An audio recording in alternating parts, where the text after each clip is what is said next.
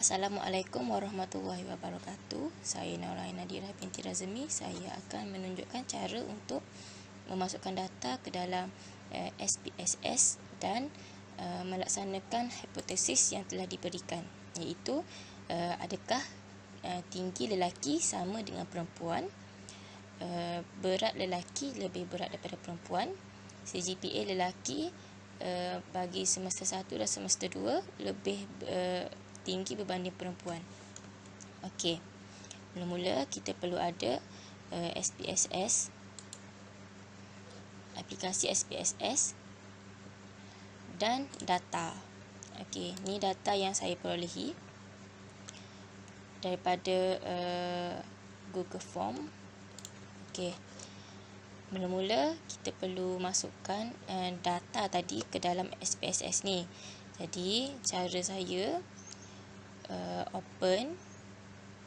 open data.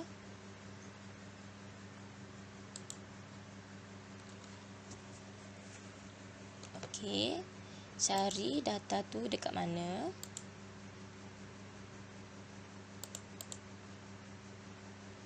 Okey, data saya dalam bentuk Excel, jadi saya cari data yang dalam bentuk Excel. Okey, ni data saya. Okey, sekiranya kita ambil terus daripada file tadi, data tersebut terus akan masuk dengan variable, nama-nama variable yang dah tersedia. Kalau cara manual pun boleh, hanya perlu copy paste, tapi kita perlu tukar variable tu sendiri.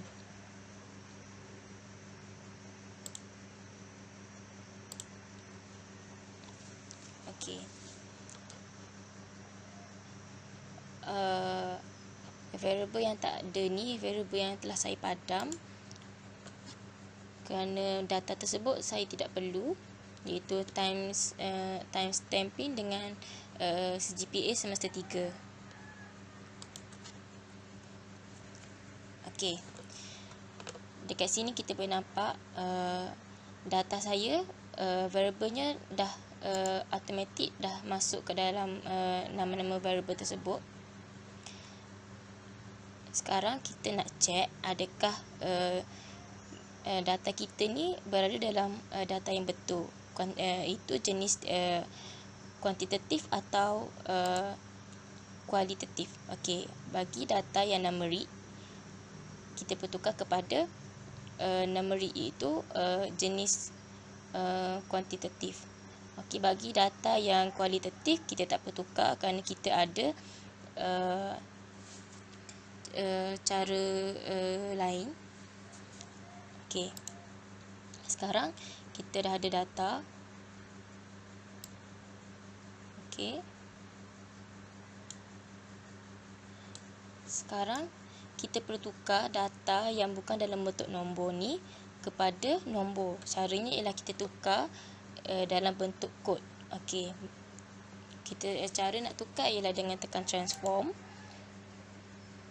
recode into different variable. Data saya nak tukar ialah jantina, jadi saya tekan jantina, masukkan dan saya tukar nama yang baru kepada gender. Tekan change, tekan old and new value sebab kita nak recode dia kepada kod yang baru. Okey, kod yang lama lelaki dan perempuan, jadi saya tukar bagi kod lelaki kepada nombor 1.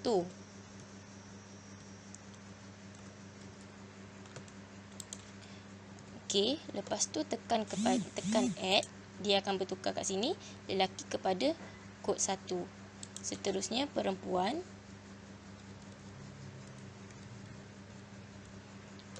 Perempuan saya akan tukar kepada kod 2. Tekan add. Okey, sekarang kita dah ada semua kod bagi jantina. Kita tekan continue. Okey, lepas tu tekan OK. Okey. Sekarang dah ditukarkan jantina kepada gender. Kita check dekat hujung sekali akan keluar kita punya kod yang baru. Okey. Sekarang kita nak tukar kod adakah anda berkacamata atau tidak. Okey. Tekan transform. Record untuk berkacamata tadi. Okey, kita reset dulu yang lama ni. Okey. Berkacamata atau tidak. Input kepada variable baru. Saya tukar kepada glasses. Okey, change. Tekan old and new values. Bagi berkacamata kita ada ya ataupun tidak. Okey, untuk ya, tukar kepada value. Saya tukar kepada kod 1. Tekan add. Untuk tidak, saya tukar kepada kod 2. Add, continue. Okey. Okey. Sekarang kita nak tukar untuk makroekonomi, pengenalan ekonomi, statistik, keusahawanan dan apresiasi alam. Okey, sekarang kita tekan transform. Record. Saya akan tukar kod saya sekaligus. Okey, saya masukkan kod saya.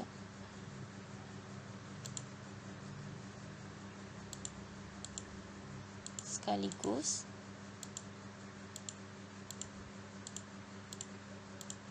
Okey, yang pertama adalah untuk mikroekonomi. Jadi saya tukar nama baru kepada micro. Change. Yang kedua, makroekonomi. Saya tukar nama dia kepada makro.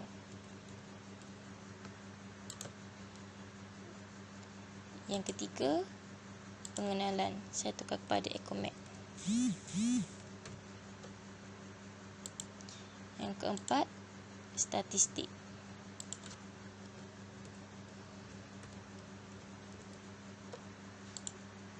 Yang kelima, keusahawanan.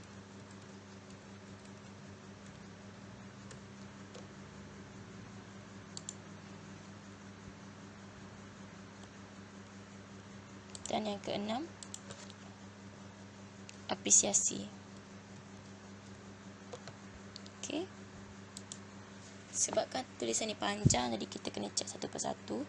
Okey, dah tukar. Statistik.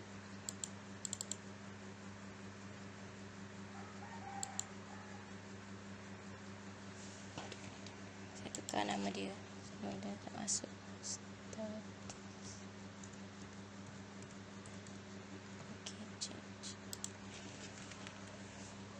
Okey, saya cek balik. Okey, dah tukar. Okey. Sekarang kita tekan old and new value. Disebabkan value yang sama, sebab tu saya masukkan sekaligus. Okey. Bagi kod sangat tidak suka, saya tukar kepada kod 1.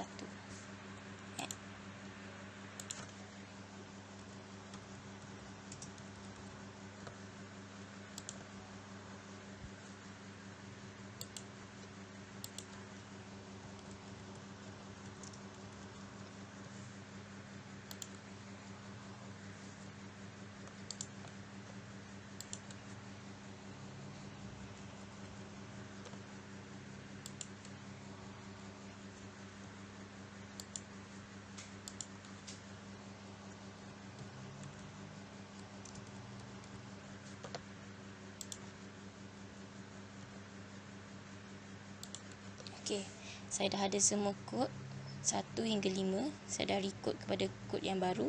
Jadi saya tekan continue, tekan OK. Okey. Sekarang kod yang baru ada dekat hujung ni.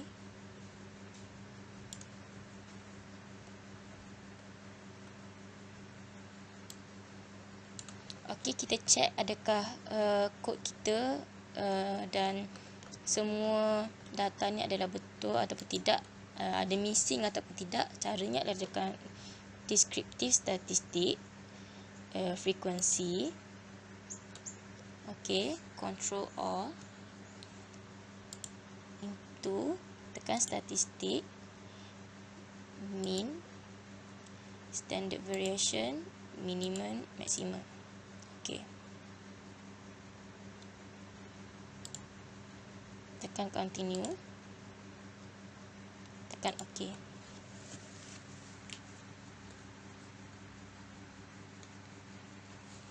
Okey, kita akan tengok kat sini ada ke tak kita punya data yang missing.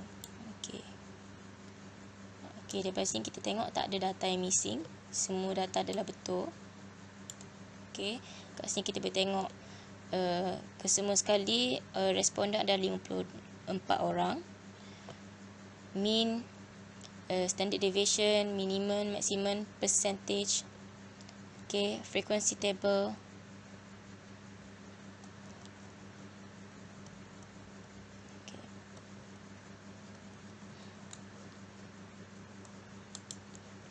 Okey, sekarang kita nak selesaikan hipotesis yang ada kat sini. Yang pertama ialah tinggi lelaki sama dengan tinggi perempuan. Caranya ialah kita perlu tahu adakah kita perlu create satu hipotesis, iaitu H null dan H alternatif.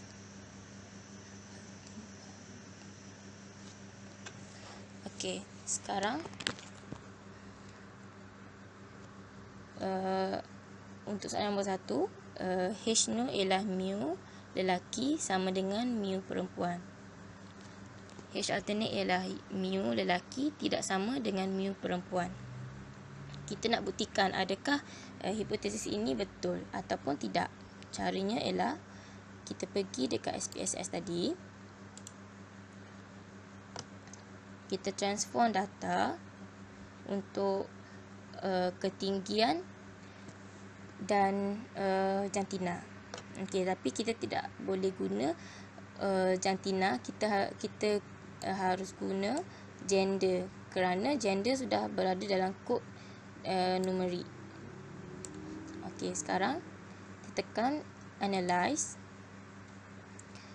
compare mean, independent sample t-test. Okey, kita nak check adakah ketinggian dengan gender. Jadi kita masukkan ketinggian dalam test variables. Lepas tu gender ke dalam grouping variables. Okey, kat sini ada dua variables, jadi kita kena define. Kita dah tentukan tadi kod kan, kod 1 dan kod 2. Jadi kat sini kita kena letak kod 1 untuk lelaki dan 2 untuk perempuan. Tekan continue, tekan OK. Okey, dekat sini kita boleh nampak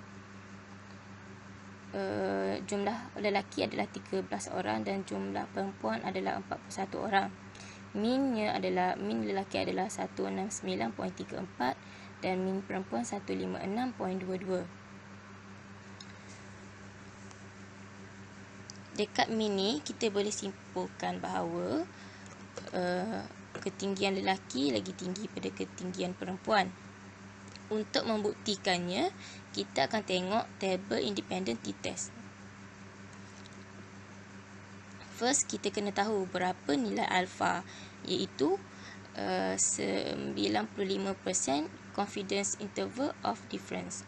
Okey, jadi kita kena check dalam tabel betul berapa nilai alpha. Okey, kalau confidence interval ialah 95%, jadi nilai alpha adalah 0.05.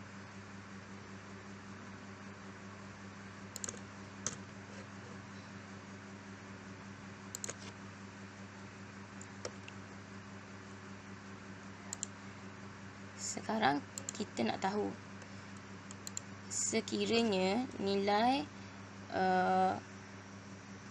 value dia lebih besar daripada nilai alpha, Jadi H0 diterima. Tetapi sekiranya nilai alfa lebih kecil daripada nilai p-value lebih kecil daripada nilai alfa, jadi H0 akan ditolak. Macam mana kita nak tahu adakah p-value ni lebih besar atau lebih kecil daripada nilai alfa? Okey, sekarang kita dah tahu nilai alfa adalah 0.05 nilai alfa. Okey, jadi kita tengok dekat living test berapa nilai signifikan. Signifikan ni merujuk kepada p-value. Okey, p-value untuk ketinggian adalah 0.74. Bermakna nilai p-value adalah lebih tinggi daripada nilai alfa.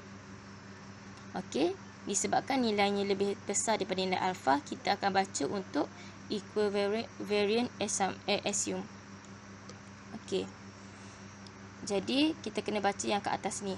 Kita tengok dekat signification to tail. Okey, nilainya adalah 0.000. Ini bermakna nilai signifikan ni lagi rendah daripada nilai alfa. Disebabkan nilai P lagi rendah daripada nilai alfa, jadi H0 ditolak.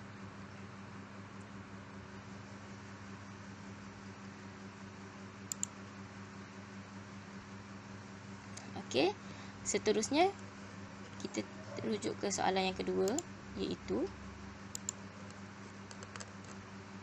adakah berat lelaki lebih berat daripada perempuan? Kita balik kepada analyze tadi. Okey, compare mean, independent sample test, reset. Okey, kita nak tahu berat. Jadi kita tekan berat badan lelaki. Berat badan lelaki dan perempuan masuk dekat test variable, dan kita nak banding antara lelaki dan perempuan. Jadi kita masukkan gender ke dalam grouping. Okey, define group 1, 2 untuk 1 untuk lelaki, 2 untuk perempuan. Continue. Tekan OK. Okey, dekat sini kita ada gender untuk lelaki 1, 2 untuk perempuan dengan jumlah yang sama 13 dan 41. Okey, sekarang kita nak buktikan adakah betul hipotesis tadi bahawa berat lelaki lagi berat daripada perempuan. Kalau kita tengok dekat sini, dekat mean, lelaki lagi berat berbanding dengan perempuan. Okey, lelaki 58, perempuan 53. Okey, kita nak buktikan adakah betul hipotesis ini. Jadi kita kena tengok nilai alfa. Macam mana? Sama macam tadi, nilai confidence intervalnya adalah 95%. Bermakna nilai alfanya adalah 0.05, sama macam tadi. Jadi sekarang kita nak tengok adakah nilainya lagi besar atau lagi kecil daripada alfa. Okey, dekat signification ni kita nampak nilainya adalah 0.01. Bermakna nilainya lebih besar daripada nilai alfa, iaitu 0.05. Okey, jadi kita perlu baca equivariant assumption kat sini. Bukan baca yang not assume ni. Okay, kita baca yang atas. Okey, bila kita dah boleh baca yang atas, kita terus pergi ke signification to tail. Okey, signification to tail ialah lagi besar daripada nilai alfa.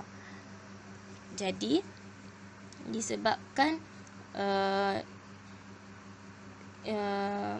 nilai signification lebih besar daripada nilai alfa, jadi H0 diterima. Ini bermakna berat badan lelaki adalah lagi berat daripada berat badan perempuan. Berat badan lelaki adalah lagi ringan daripada berat badan perempuan.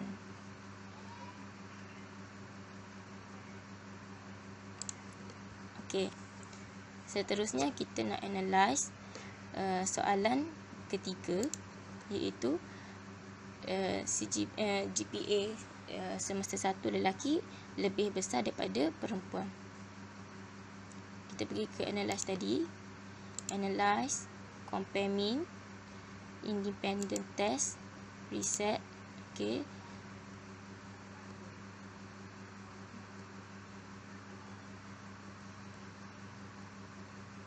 Okey, CGPA semester 1 lelaki dan perempuan. Jadi kita ambil gender, grouping, define group 1, 2, continue. Okey. Okey, sama juga nilai confidence interval adalah 95%, jadi alfanya adalah 0.05. Daripada sini kita dah nampak mean adalah 3 bagi lelaki adalah 3.1 dan perempuan adalah 3.3, menunjukkan mean perempuan lagi besar daripada mean lelaki. Okey, sekarang kita nak buktikan adakah hipotesis tadi betul ataupun tidak. Okey. First kita tengok dekat signification tadi berapa banding dengan alpha. Okey.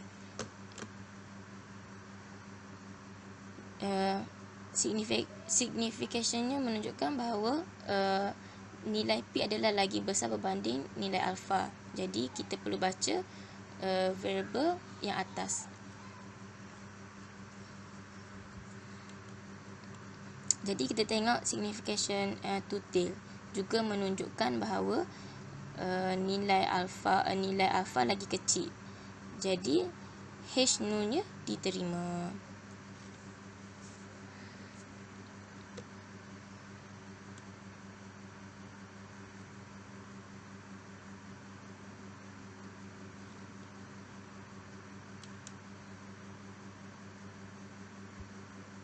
Okey, bermaksud kita telah gagal untuk reject H nu. Okey, soalan yang terakhir. Adakah GPA semester 2 lelaki lagi tinggi berbanding berbanding perempuan? Okey, kita tekan analyze, compare mean, independent sample test, reset.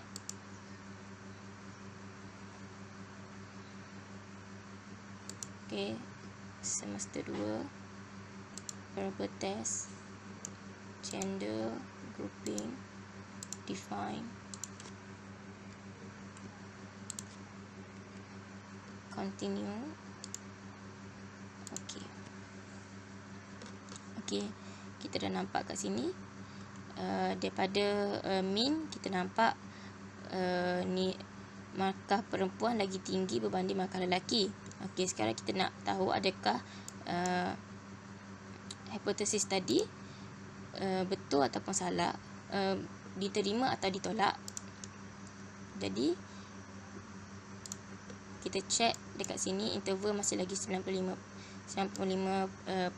jadi nilai alfanya adalah 0.05. Jadi kita tengok kat sini significationnya adalah 0.02, jadi nilai significationnya adalah lagi rendah berbanding nilai alfa. Jadi H nu ditolak. Bila H nu ditolak, jadi kita kena baca yang bawah.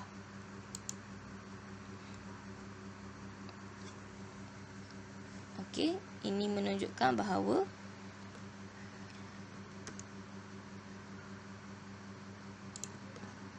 hipotesis CGPA semester 2 lelaki adalah lebih besar berbanding CGPA perempuan. Itu sahaja daripada saya. Terima kasih.